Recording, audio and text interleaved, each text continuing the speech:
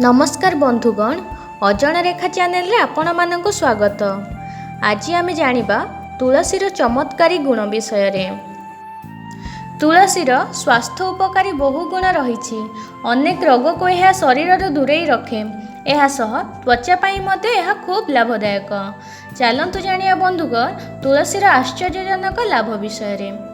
तुलसी रे बहु पोषक तत्व रही। तुलसीर पत्र रे विटामिन और खनिज तत्व मध्य रही। एथिरे vitamin C, calcium, zinc, iron मध्य रही।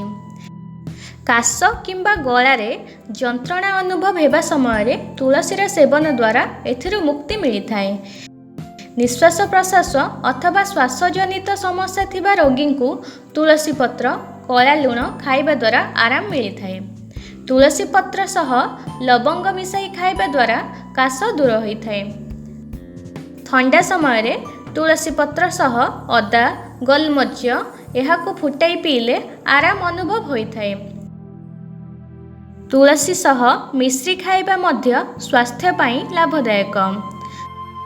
10 रु 12 तुलसी पत्र अल्प किछि गोलमरीच मिसाई खाइबा द्वारा रोग प्रतिरोधक शक्ति वृद्धि पाई थाए। तुलसी रस सह महू मिसाई खाइले बारंबार हेउथबा हेकुटी समस्या दूर होता है। तुलसी रे एंटीबैक्टेरियल और एंटीफंगल गुण रही। तुलसी पत्र को पेशी एथिरे गोलाप जल मिसाई मुहरे लगांतु। यह व्रण समस्या को दूर करने सह त्वचार बहु उपकार करिथाए। क्षीर रे मध्य अल्प तुलसी पत्र पकाई यहाको फुटाई पीवा द्वारा स्वास्थ्य पाई खूब उपकारी होता है। बंधुगण आपण ये वीडियो माध्यम आज तुलसीर चमत्कारी गुण विषय जानिले।